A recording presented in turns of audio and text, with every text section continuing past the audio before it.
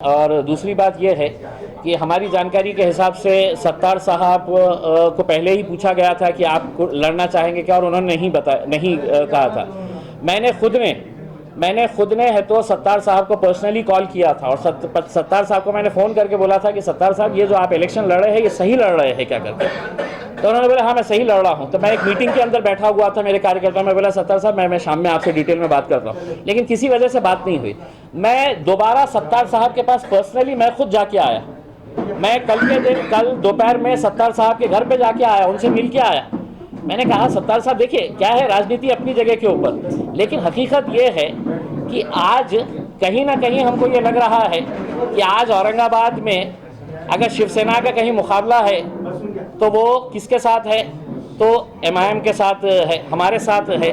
ऐसी सूरत के अंदर हमको पूरा यकीन है कि अशोक चौहान साहब ने और कांग्रेस ने सुपारी ली है कि शोलापुर से प्रकाश अंबेडकर साहब को किसी तरह से हराया जाए और औरंगाबाद में किसी तरह से इम्तियाज़ जलील को हराया जाए।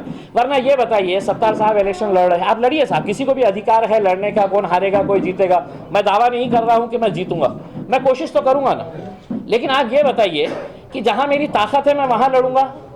अगर मैं जाके मैं कल बोलूँगा कि मैं जालना के अंदर लड़ना चाहता हूँ, जालना में मेरी यूनिट नहीं है। सत्तार साहब बहुत बड़े कांग्रेस के नेता है, अभी जो नगर पालिका का इलेक्शन हुआ है उसमें 25 उनके कॉर्पोरेटर्स चुन के आए हैं, काउंसिलर्स चुन के आए हैं, यानी कि सोचो कितनी बड़ी ताकत है। वो ताकत आप छोड़ के आप बोलेंगे हम औरंगाबाद में आके लड़ेंगे। आप क्या गणित है, क्यों लड़ रहे हैं, बाकी चीजें तो सब आपको भी मालूम है कि एमआईएम घबरा गई उनकी कैंडिडेट की वजह से, एमआईएम पे घबराहट हो गई। उनको लगता है कि जो एमआईएम का वोट बैंक है वो सत्ता मिल जाएगा। सब 2014 का अगर उनका स्टेटमेंट निकाले, उनका ही नहीं उनके आकाओं का भी स्टेटमेंट निकाले, है तो बोले थे एमआईएम काय है की 2-4-6 हजार वोट मिळतील त्यांना। उनके एक बड़े नेता ने बोला था ओवैसी पण आले ना ते 10,000पेक्षा ते जास्त वोट मिळू शकत नाही, अशी पार्टी आहे।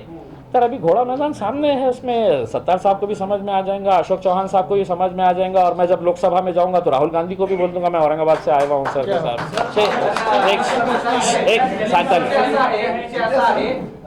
प्रकाश आंबेडकरांनी पीजी कोळसे पाटलांना इथं उमेदवारी जाहीर केली।